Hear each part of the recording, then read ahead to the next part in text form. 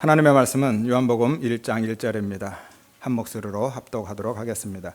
태초에 말씀이 계시니라. 이 말씀이 하나님과 함께 계셨으니 이 말씀은 곧 하나님이시니라. 아멘. 여러분 안녕하세요. 반갑습니다. 오늘부터 나눌 요한복음은요, 사사기와 달리 말 그대로 강해 설교를 하도록 하겠습니다. 따라서 상당히 오랫동안 나누게 될 것 같습니다. 가봐야 알겠지만 최소 2년은 되지 않을까 싶습니다. 하지만 그냥 길고 지루한 게 아니고요, 은혜의 대장정이 될 것 같습니다. 제가 요한복음을 다시 읽는데 엠마오로 가는 제자들에게 주님이 말씀하여 주실 때 그들의 마음이 뜨거워졌던 것처럼 제 마음도 뜨거워졌습니다. 그 은혜를 기대하시고 소망하시고 또 구하시면서 잘 따라오시기를 바랍니다. 여기에서 잘 훈련돼야 앞으로 나누게 될 창세기나 로마서나 요한계시록 같은 말씀들도 잘 소화하실 수 있을 것 같습니다. 여러분, 성경 66권 중에서요, 중요하지 않은 책이 없겠지만 그래도 그 중에서 가장 중요한 책 한 권을 뽑아달라고 한다면 저는 단연 요한복음이라고 말할 것 같습니다.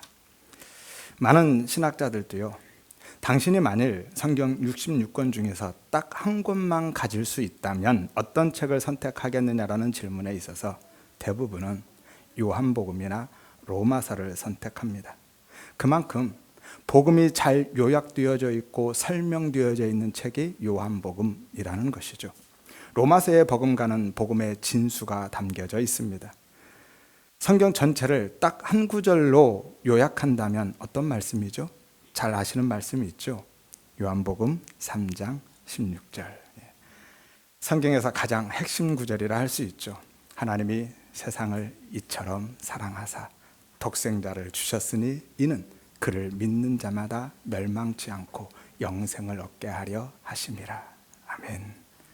이처럼 요한복음에는요, 복음의 진수가 담겨져 있지만 문제는 대부분 집에서 혼자 읽으면 했던 말 또 하고 했던 말 또 하고 이게 도대체 무슨 이야기인지 그 의미를 알 수 없는, 정말 두서가 없는 그런 책으로 느껴질 수도 있습니다.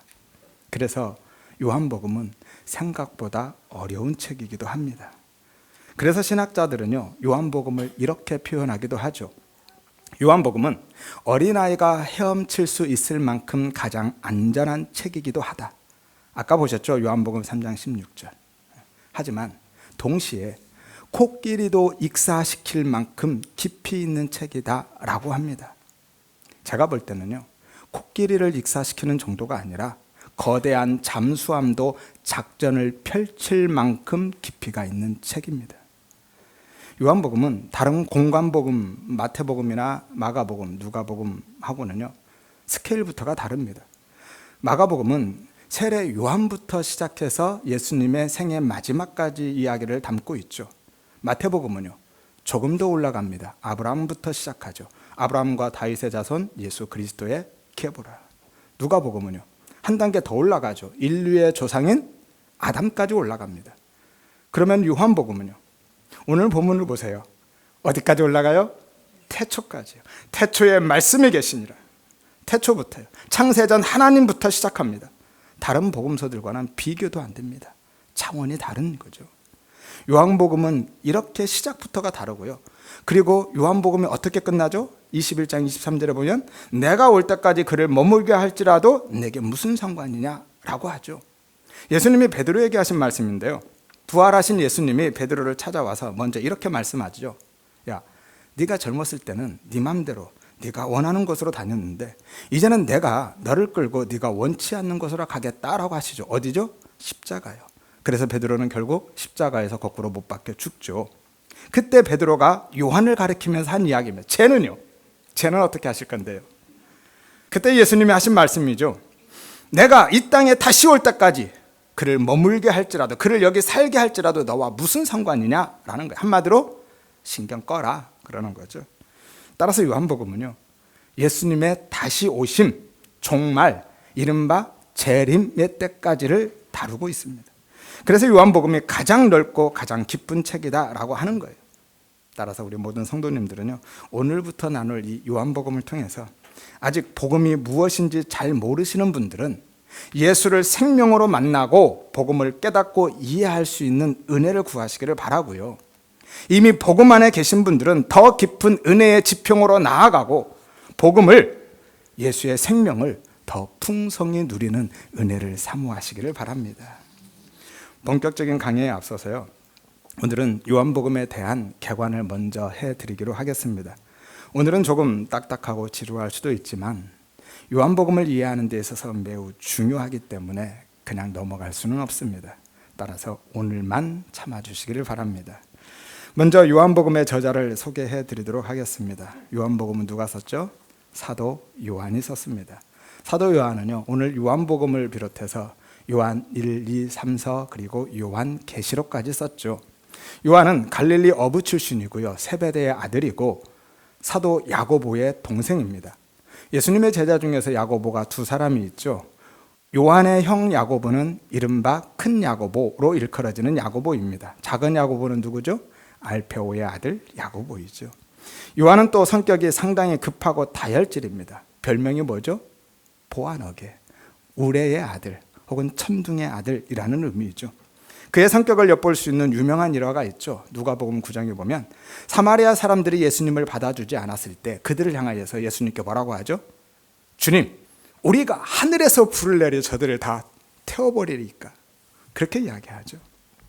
뿐만이 아니라요, 요한은 매우 직설적이고요, 감정적입니다. 단적인 예로 가룟 유다에 대한 이름이 나올 때마다요, 요한은 그 불편한 신교와 싫은 감정을 여과 없이 드러내죠. 6장 71절에 보면 그는 예수를 팔자라 라고 스포를 하고요, 12장 4절에 보면 예수를 잡아줄 가룟 유다가 말하되 라고 합니다. 그냥 가룟 유다라고 하지 않아요. 12장 6절에 보면 그는 도둑이라 동계를 맡아 거기 넣은 것을 훔쳐갑니다. 13장 2절에는 마귀가 벌써 그의 마음에 들어갔다. 어때요? 가룟 유다를 싫어하는 그의 마음이, 그 감정이 팍팍 느껴지죠. 그런데요, 그랬던 그가 말년에는 어떻게 바뀌죠? 사랑의 사도가 되죠. 그리고 그는요, 매우 꼼꼼하고 치밀하고 눈썰미도 좋고요, 주도 면밀한 사람입니다. 앞으로 보시면 아시겠지만요, 어떤 사건이나 사물의 디테일을 살피는 그 안목이 매우 탁월합니다. 그래서 요한복음에 보면 특별한 시간, 숫자들을 놓치지 않고 다 기록하고 있어요. 예컨대 1장에 보면 안드레를 만났을 때요, 때가 10시쯤 되었다라고 기록하죠. 4장에서도 예수님이 우물가에서 사마리아 여자를 만났을 때요, 때가 6시쯤 되었다라고 기록합니다. 곳곳에서 보면 시간을 계속 기록하고 있어요. 당시에는 시계가 없었잖아요.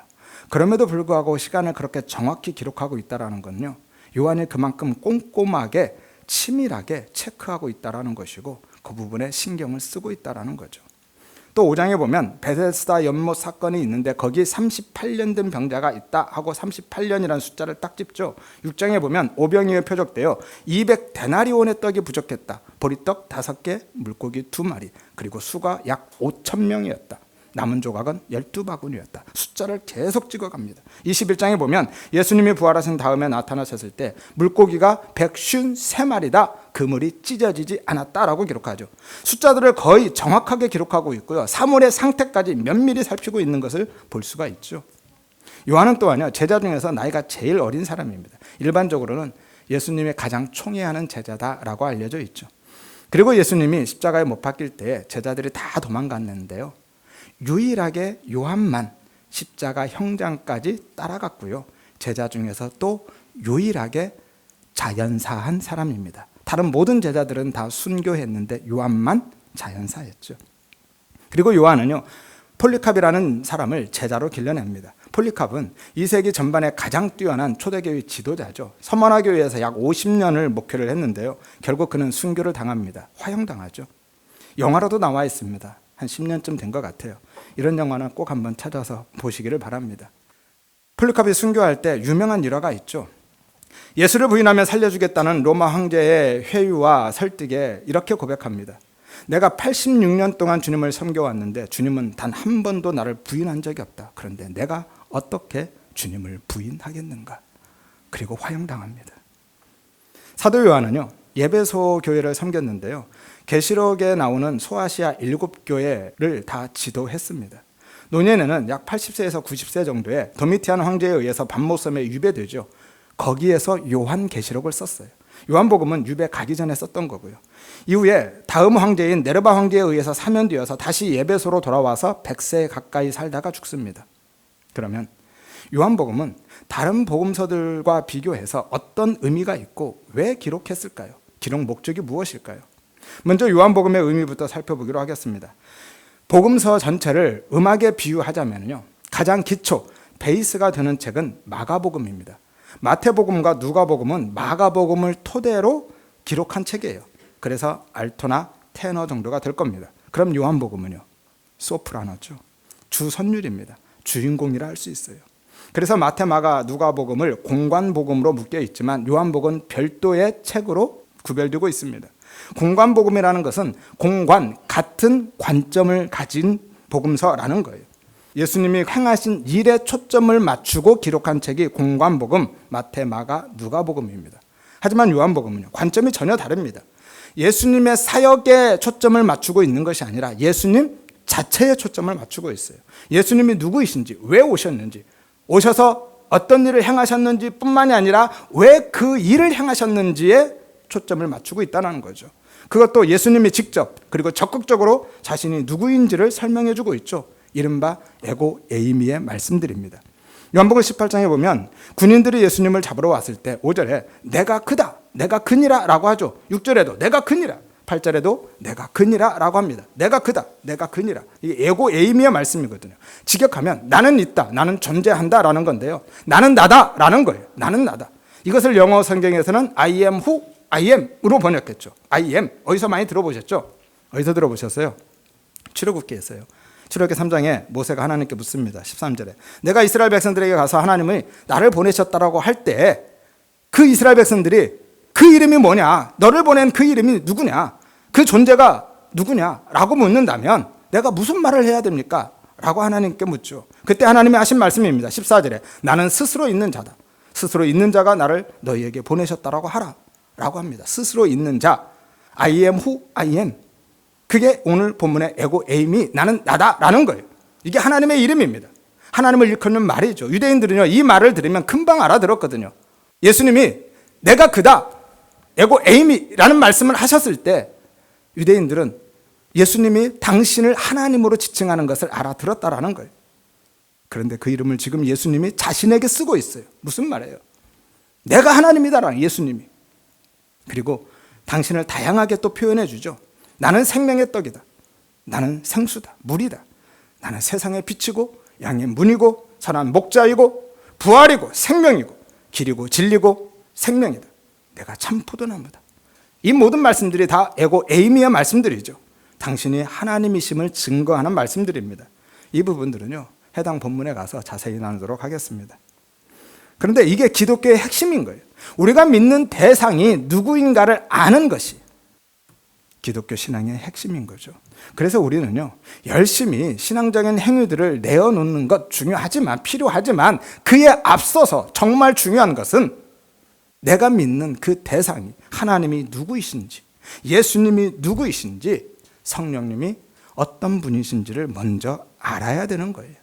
이것이 기독교이고 다른 종교와의 큰 차이점 중에 하나인 것이죠. 다른 종교들은요, 그 신이 누구냐는 것은 중요하지 않습니다. 중요한 것은 내가 얼마나 그 신에게 잘 보여서 돈이든지 봉사든지 어떤 수행이든지 어떤 것을 통해서든지 그 신에게 잘 보여서 그 신의 힘을 내 편으로 끌어올 수 있느냐가 중요한 겁니다. 그래서 결국은 내가 원하는 것 얻겠다라는 거죠. 그러면 되는 겁니다. 그래서 그 사람들은 우리가 이해가 안 되는 거예요. 아니, 내 돈 내고 내 시간 내서 나는 아무것도 얻는 게 없는데 하나님만, 하나님의 영광만 위해서 산다라는 게 말이 되느냐라는 거예요. 이해 안 되죠. 그들이 그렇게 하는 것은 내 돈 내고 내 시간 내고 내 몸으로 봉사하고 열심히 고행하고 수행하는 것은 결국 내가 원하는 것 얻기 위한 건데, 우리는 내가 원하는 것을 얻기 위한 게 아니라 그 모든 것을 통해서 하나님의 영광을 위해서 하는 거다라고 하니까 이해가 안 되는 거죠. 그들은 오롯이 자기의 필요와 유익 때문에 신을 찾고 섬기기 때문입니다. 그래서 요한복음 17장 3절에 보면 영생이 뭐냐라는 거 할 때 영생은 하나님과 예수 그리스도를 아는 것이라고 하는 거예요. 하나님을 알고 예수를 알지 못하면 기독교 신앙을 가질 수 없다라는 거예요. 이 알다, 기노스코라는 단어인데요, 히브리어 야다를 번역한 단어입니다.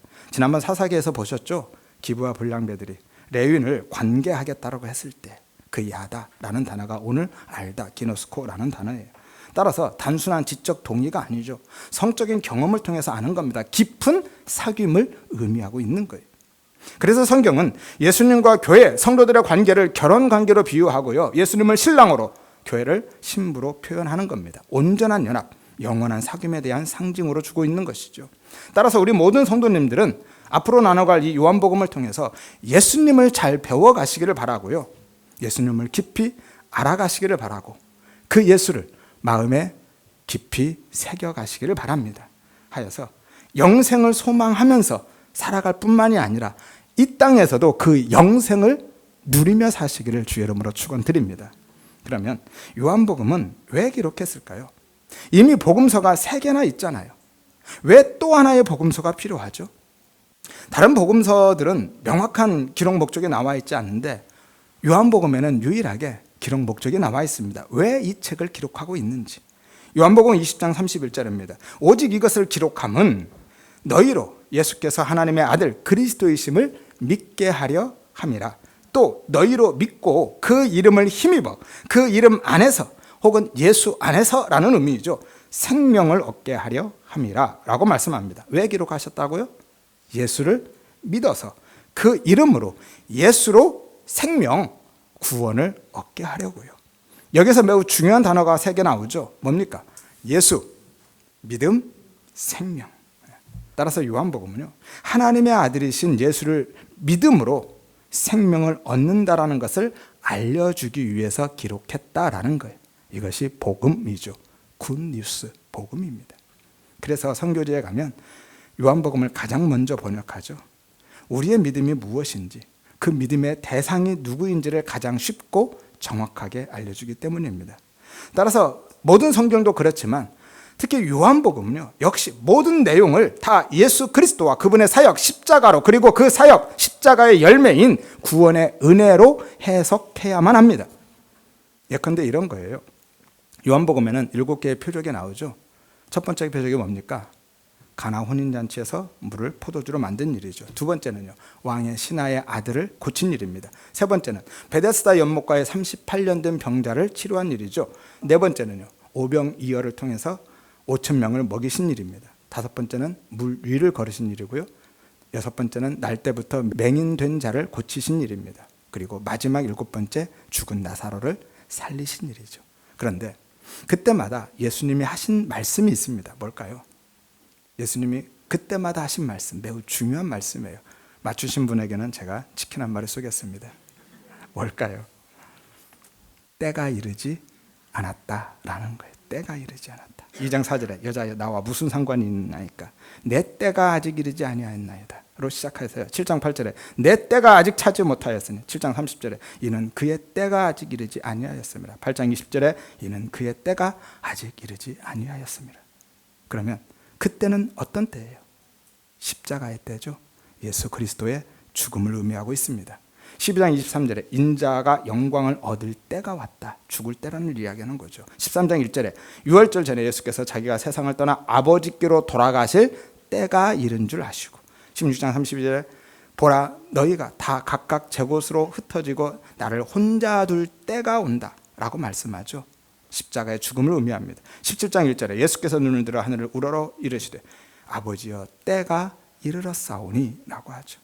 따라서 예수님이 행하신 모든 표적들은요, 예수 그리스도의 십자가의 때, 예수님이 죽으심으로 진짜 죽은 자들을 살리시는 구원의 때를 가리키고 있는 거예요. 나중에 모두 살펴보겠지만은요, 그러니까 그 표적들 모두가 당신의 십자가 사건, 구속 사역을 설명해 주기 위해서 의도적으로 행하셨다라는 거예요. 단순히 우리의 필요를 채워주기 위한 것도 아니고, 그들이 불쌍해서도 아니고, 당신이 하나님이심을 증거하기 위한 것도 아니라는 거예요.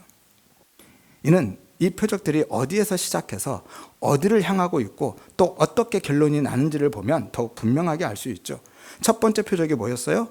혼인잔치에서 물을 포도주로 만든 사건이죠. 포도주는 예수 그리스도의 보혈의 피를 의미하고 있죠. 마지막 표적은요, 죽은 나사로를 살린 일입니다. 죄와 허물로 죽은 자가 살아나는 구원과 부활에 대한 이야기를 하고 있는 거예요. 따라서 예수님이 행하신 모든 표적들은 당신의 보혈의 피에 의해서 혼인잔치, 그 구원이 시작되고 죽은 자가 살아나는 부활, 구원의 완성을 설명해 주기 위한 무대장치다라는 거죠. 그리고 그 표적이 7개인 것은 하나님의 창조의 숫자인 7을 의미하고 있는 거고요. 그 창조의 의미를 그 숫자에 담아서 주고 있는 겁니다. 그리고 그 표적들이 하나님의 재창조, 새창조 사건을 설명해 주고 있는 거예요. 예수님이 안식 후에 8일째 되는 날 부활하심으로써 새창조를 완성해 내시죠. 모든 인류는요, 예수님이 십자가에서 죽으셨다 부활하시기 전까지 7이라는 숫자에 완전히 갇혀버립니다. 옛창조, 그 수레바퀴에서 단 한 번도 벗어난 적이 없어요. 하지만 예수님이 십자가에 죽으셨다가 8일째 날에 부활하심으로써 옛창조의 7을 깨트리고요, 새로운 날로 나아가셔서 새 창조를 완성하시고 새 생명을 우리에게 주시는 거예요. 자세한 내용은 해당 본문에 가서 또 나누기로 하겠습니다. 따라서 요한복음은요, 어떤 본문, 어떤 사건을 통해서도 우리는 예수를 발견해야 되고요, 십자가 은혜, 그 구원의 은혜로 해석해야만 합니다. 그러면 왜 또 사도 요한은요, 이미 공간복음들이 쓰여져 있었던 그때의 노구의 몸에도 불구하고 다시 예수가 그리스도이시고 하나님의 아들이시며 그분을 믿는 믿음으로만 생명 구원을 얻는다라는 이 복음을 다시 설명해야 했을까요? 당시의 배경은 영주주의가 교회의 신학적인 기반과 신앙을 위협하고 있었기 때문이에요. 영주주의는 구원이 예수에 대한 믿음이 아니라 영적인 깨달음, 지식, 그노시스를 통해서 받는다라고 주장하는 이단들입니다. 영주주의의 핵심 사상은 이원론이죠. 물질 세계는 악하고 영의 세계는 선하다라는 거예요. 그래서 예수님의 그 인성이나 신성을 다 부정해버립니다. 왜냐하면 선하신 하나님이, 영이신 하나님이 악한 육신을 입고 육체로 이 땅에 올 수 없다라는 거죠. 그래서 예수님의 인성을 부정하는 가연설을 주장합니다. 그리스도는 실제로 사람으로 오신 게 아니라 그렇게 보였을 뿐이다라는 거예요. 그러니까 예수님은 진짜 사람이 아니라 실제로는 완전히 영적인 존재였다라는 거죠. 구약에서 천사들처럼 사람의 모습을 갖고는 있지만 실제로는 영적인 존재였죠. 그리고 또한 예수님의 신성을 부정하는 양조론을 주장하기도 합니다. 예수님께서는 그 당시 예수님은 인간 예수였고요, 신적인 그리스도가 그 인간 예수에게 잠시 일시적으로 임했다가 죽기 전에 그냥 떠났다라는 거예요. 그러니까 예수님, 역사적 예수님은 그냥 인간이었을 뿐이다라는 주장도 하기도 합니다. 그래서 예수님의 신성과 인성을 부정하는 것이죠. 그래서 요한이 그러한 영주주의자들의 그 주장을 반박하고 바른 신앙을 가르치기 위해서 요한복음을 쓴 겁니다.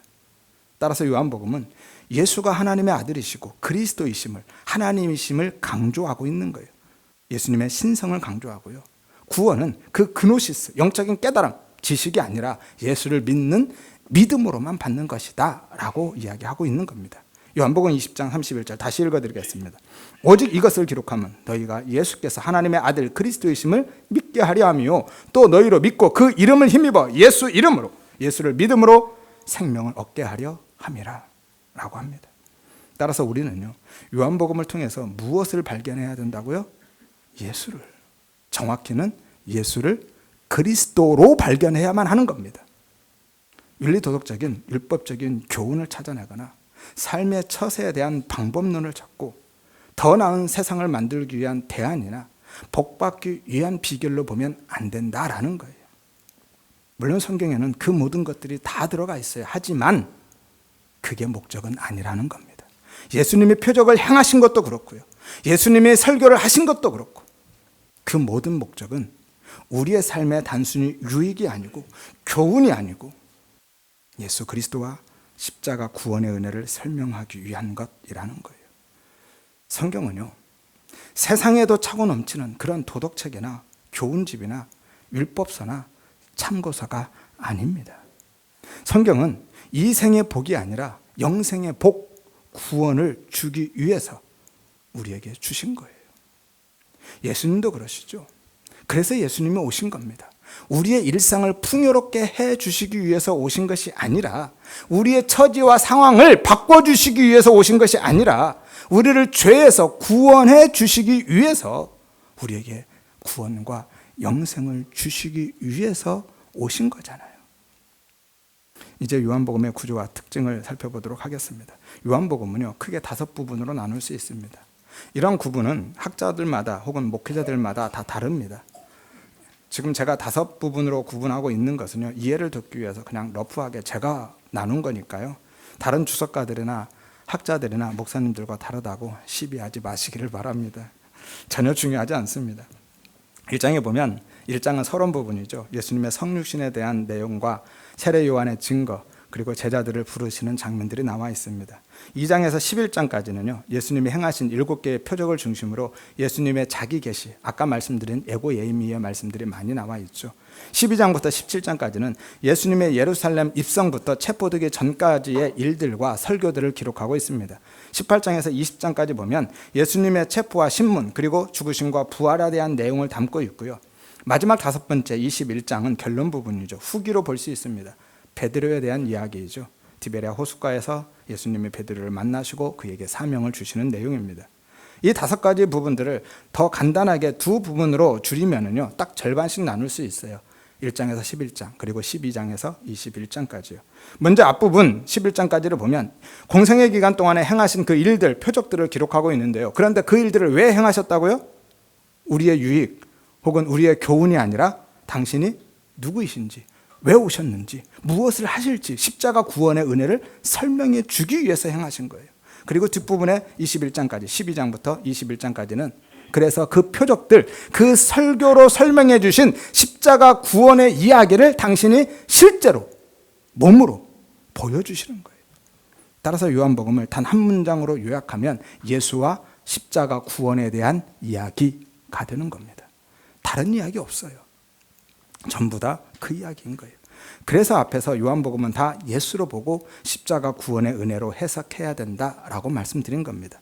윤리도덕적인 교훈을 찾고 삶의 처세에 대한 방법론이나 복받는 비결을 배우려 해서는 안 된다라는 거예요. 따라서 우리 모든 성도님들은요, 앞으로 나눌 요한복음을 통해서 예수 그리스도를 찾고 예수를 배우시고 십자가 구원의 은혜를 깨닫고 발견해 가시기를 바랍니다. 그 은혜를 사모하시기를 바라고요. 구하시기를 바랍니다. 그러면 요한복음에는 어떤 특징들이 있을까요? 이 부분만 간단히 살펴보고 마치도록 하겠습니다. 요한복음은 다른 복음서들에 비해서 가장 신학적이고요, 영적입니다. 그래서 다른 복음서들보다 많이 어렵습니다. 그래서 해석에 매우 주의를 기울여야만 하죠. 그리고 다른 복음서들은 예수님의 공생의 기간 동안 있었던 사건들과 말씀들을 중심으로요, 역사적 사실들을 알리는 데 중점을 두고 있다면 요한복음은 그 사건들, 그 말씀들을 해석해서 영적인 의미를 전달하는 데 중점을 두고 있습니다.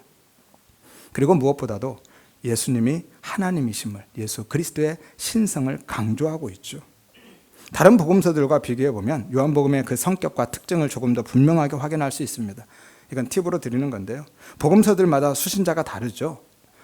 따라서 그 수신자 대상에 따라서요, 주제나 강조점, 특징들이 다릅니다. 마태복음은요, 수신자가 누구죠? 유대인이죠. 예수가 그리스도이심을, 예수님이 메시아이고 왕이심을 부인하는 그 유대인들에게 너희가 그동안 기다리고 고대하던 아브라함의 언약의 씨, 다윗의 후손으로 오실 왕, 진정한 메시아가 바로 이분이다 라고 이야기하고 있는 거예요. 그래서 예수님의 족보도요, 아브라함과 다윗부터 시작하고 있는 것이고요, 동방 박사들의 예물을 가지고 누구를 경배하러 오죠? 왕을 경배하러 옵니다. 마태복음 2장 2절에 보면 동방 박사들이 유대인 왕으로 나실 자가 누구냐라고 유대인의 왕으로 나실 아기 예수님을 찾는 거예요. 마가복음은요, 수신자가 누굽니까? 로마인들이죠. 당시 로마는요, 노예가 전체 인구의 약 절반 가까이 되었습니다. 그래서 그들에게 복음을 전하기 위해서요, 예수님이 그들처럼 섬기는 종으로, 고난받는 종으로 오셨다라고 이야기하는 거예요. 예수님이 당신의 생명을 내어주는 그 섬김으로 그들의 죄의 종에서 해방되는 구원의 원리를 설명해 주시는 것이죠. 그래서 마가복음에는 예수님의 족보나 탄생 기사들이 나오지 않습니다. 그런 것들은 이방인들에게는, 그것도 종으로 살고 있는 그들에게는 전혀 중요하지도 않고요, 큰 의미도 없기 때문이죠. 누가복음은요, 수신자가 헬라인들이죠. 헬라인들은 헬라 철학의 배경하에 있었기 때문에 그들은 완전한 인간을 추구하고 있었거든요. 그래서 니들이 그렇게 완전한 인간을 추구하고 있는 그 완전한 인간이 바로 예수님입니다. 예수님이 너희가 추구하는 완전한 인간으로 오셨다라고 소개하고 있는 것이죠. 하나님의 아들이신 예수님이 완전한 사람으로, 인자로 오셨다라고 하는 겁니다. 그래서 누가복음은 인자복음이다라고도 하죠. 그래서 예수님의 족보도요, 아버지 요셉부터 시작합니다. 그리고 탄생 과정과 할례받는 장면들, 사람으로서의 그런 모습들을 다 보여줘요. 소년 예수의 모습까지요, 자세히 기록하죠. 그리고 동방박사가 아닌 목자의 방문을 받는 모습을 기록하고 있는 겁니다. 예수님의 인성을 강조하고 있는 것이죠. 이분이 진짜 사람으로 오셨다라는 거예요. 그러면 요한복음은요, 수신자가 누구죠? 모든 이방인들, 모든 교회죠. 그래서 요한복음은 예수님이 참 하나님의 아들 그리스도이시고 오직 그를 믿는 믿음으로만 생명, 구원을 얻을 수 있음을 강조하고 있는 겁니다. 그래서 사람으로서의 탄생 과정이 아닌 태초부터 계신 하나님의 말씀, 곧 하나님이 육신으로 이 땅에 오셨다, 그 성육신 사건을 조명해주고 있는 거예요. 예수님의 신성을 강조하시기 위해서 이분이 하나님이 맞다라는 거예요. 그리고 주제와 거리가 먼 탄생기사나 광야 시험, 변화 사건들, 최후의 만찬 같은 우리가 볼 때는 정말 중요한 내용들까지도 과감하게 생략해버리는 겁니다. 요한이 요한복음을 복음서 중에서 가장 나중에 기록했기 때문에요, 이미 다른 복음서에 있는 그런 내용들을 과감히 생략해버리는 대신에 예수님이 하신 말씀을 매우 강조해서 자세히 기록하고 있어요. 그래서 요한복음은 예수님의 그 비유나 이런 것들이 거의 나오지 않고요, 아주 긴 설교가 많이 나옵니다. 13장부터 16장까지는 다 예수님의 설교 내용이에요. 그리고 다른 복음서들은 예수님의 공생애를 갈릴리로 한정해서 기록하고 있는 반면에요, 요한복음은 예수님의 갈릴리 사역보다는 유대 지방에서의 사역을 중점적으로 기록하고 있습니다. 그래서 요한복음을 보면 예수님이 예루살렘에 4번 들어가서 여행하셨고요, 유월절에 대한 이야기도 3번 나옵니다. 다른 공관복음은 유월절에 대한 이야기가 딱 1번밖에 안 나와요. 그래서 다른 공관복음만 보면 예수님의 공생애를 1년으로 착각할 정도입니다. 그런 면에서도 요한복음은 매우 중요하죠. 그리고 공관복음에는 없는 중요한 표적들이나 아주 유익한 내용들이 많이 있습니다. 요한복음은요, 전체의 약 90% 정도가 공관복음에는 없는 독자적인 내용들로 기록되어 있거든요. 그래서 별도의 책으로 분류하고 있는 겁니다. 관점도 다르지만 내용도 다른 거죠. 먼저 요한복음에 있는 그 표적들을 보면은요, 가나 혼인잔치에서 그 물로 포도주를 만든 사건을 비롯해서요, 베데스다 연못가에 38년 된 병자를 치유한 사건들, 실로암 맹인의 치유 사건, 죽은 나사로를 살린 사건, 다 요한복음에만 있는 표적들이죠. 그리고 요한복음에만 있는 내용들은요, 말씀이 육신이 된 이 성육신 사건부터 시작해서 나다나엘과 니고데모에 대한 이야기, 사마리아 여자, 가늠한 여자에 대한 이야기, 예수님이 제자들의 발을 씻긴 이야기, 그리고 예고 예이미의 말씀들까지 중요한 내용들이 요한복음에만 기록되어 있습니다. 나중에 해당 본문 가면 자세히 나눌 텐데요, 그때 가시면 정말 흥미가 매우 진진해질 것 같습니다. 그런데 요한이요, 왜 그런 것들을 기록했다고요? 이게 중요한 거예요. 이걸 놓치면 안 되는 겁니다. 왜죠? 왜냐하면 예수님이 하나님의 아들, 하나님이시고 그리스도, 메시아, 구원자이시다라는 것을 이야기하고 싶은 거예요. 따라서 우리 모든 성도님들은요, 앞으로 나눌 요한복음을 예수와 십자가의 관점으로 바라보고 부지런히 읽으시기를 바랍니다. 몇 번이고 읽으셔야 돼요. 그리고요, 요한복음에서 그렇게 읽으시면서 계속 말씀드리지만 윤리적인 교훈들, 바르게 사는 삶의 처세들, 복받는 비결들을 찾아내려 하지 마시고 예수를 찾고 십자가 은혜를 구하시기를 바랍니다. 하여서 예수를 그리스도로 발견하고 예수를 생명으로 만나고 경험하는 그 은혜를 사모하시기를 바랍니다. 나아가서 나를 위해서 예수의 힘을 필요로 하는 종교 생활이 아니라 예수를 믿고 예수를 사랑하는 진짜 믿음의 삶, 신앙 생활을 해 가시기를 바라고요. 예수를 생명으로 여기고 예수 자체를 복으로 누리는 진짜 천국의 삶을 살아가시기를 주의 이름으로 축원드립니다.